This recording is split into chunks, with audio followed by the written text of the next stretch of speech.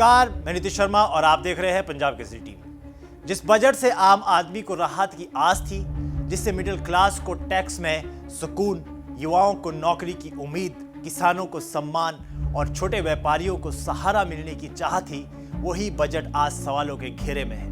महंगाई की आग से झुलसता आम आदमी, टैक्स के बोझ तले दबती सैलरी, नौकरी की तलाश में भटकता युवा और खाली होती जेब के साथ सपने देखता मिडिल क्लास, सब पूछ रहे हैं एक ही सवाल, क्या ये बजट जनता के लिए था या सिर्फ आंकड़ों और भाषणों के लिए। आज बात होगी उसी बजट की जिसे सरकार विकास की कहानी बता रही है, लेकिन जिसे आम आदमी अपने दर्द से जोड़कर देख रहा है।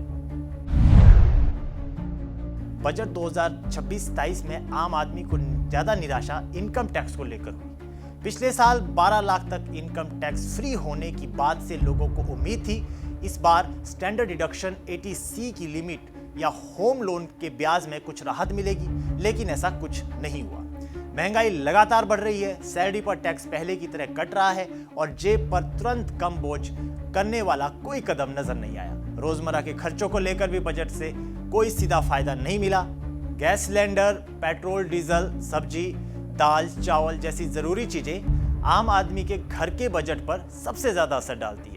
बजट में इंफ्रास्ट्रक्चर और लंबे समय की ग्रोथ की बात तो हुई, लेकिन इन जरूरी चीजों पर ना तो सब्सिडी बढ़ी, ना ही कीमतें कम करने का कोई ऐलान हुआ। युवाओं के लिए भी बजट में कोई बड़ी राहत नहीं दिखी। स्किल डेवलपमेंट और जॉब क्रिएशन की बातें फिर दोहराई गई, लेकिन तुरंत बड़े पैमाने पर रोजगार देने वाली कोई नई योजना नहीं आई। प्राइवेट सेक्टर का निवेश कमजोर है और बेरोजगारी की समस्या बनी हुई है। मिडिल क्लास का घर खरीदने का सपना भी और दूर होता नजर आया। न्यू टैक्स रेजिम में होम लोन के ब्याज पर कोई नई छूट नहीं दी गई और ना ही पुरानी लिमिट बढ़ी। दूसरी तरफ प्रॉपर्टी के दाम बहुत ऊपर है, जबकि आम आदमी की आमदनी उतनी नहीं बढ़ी। नतीजा यह है कि घर खरीदना और लोन लेना अब भी महंगा और मुश्किल बना हुआ है। किसानों को ना ही MSP में बड़ी बढ़ोतरी मिली, PM किसान में कोई इजाफा मिला या कोई बड़ा कृषि सुधार दिखा। ग्रामीण आय और रोजगार की बात तो हुई, लेकिन तुरंत राहत देने वाले कदम कम नजर आए। इससे गांव और खेती पर निर्भर लोगों में भी असंतोष दिखा। बजट के बाद साफ असर शेयर बाजार पर भी देखने को मिला। शेयर मार्केट पूरी तरह से लुढ़क गया। बजट में कोई विशेष छूट का कोई फायदा नहीं दिखा, इसका असर सीधा बाजार में देखने को मिला।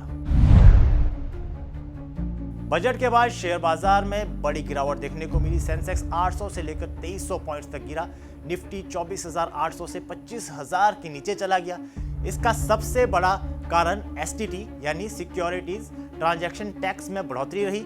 रिटेल ट्रेडर्स और ब्रोकरेज कंपनियों पर सीधा असर पड़ा और कई कैपिटल मार्केट से जुड़े शेयर 9 से 17% तक गिर गए। छोटे निवेशकों को इसका सीधा नुकसान हुआ। कांग्रेस ने इस बजट को फर्जी बजट करार दिया है। साथ ही जानकार मानते हैं कि इस बजट में सिर्फ सपने दिखाए गए हैं, लेकिन ये बजट वास्तविकता से दूर नजर आता है। युवाओं के लिए रोजगार का मुद्दा इस बजट में एक प्रमुख कारण बना हुआ है। बजट में युवाओं के लिए बेरोजगारी से निपटने के लिए कोई ऐलान नहीं किया गया। वर्तमान में इस बजट में कोई राहत नहीं दिख रही है। ये देखो, मोदी जी हर समय ऐसा कहते हैं, मैं 2 करोड़ नौकरियां दूंगा। मैं यहाँ तो बड़े इंडस्ट्रीज को बेच रहे हैं, एम्प्लॉयमेंट कहाँ देंगे? इन्होंने तो 80,000 करोड़ जमा करने के लिए बड़े इंडस्ट्रीज में जो है डिसइन्वेस्टमेंट करके अपने लोगों को, चाहते लोगों को वो देना चाहते हैं।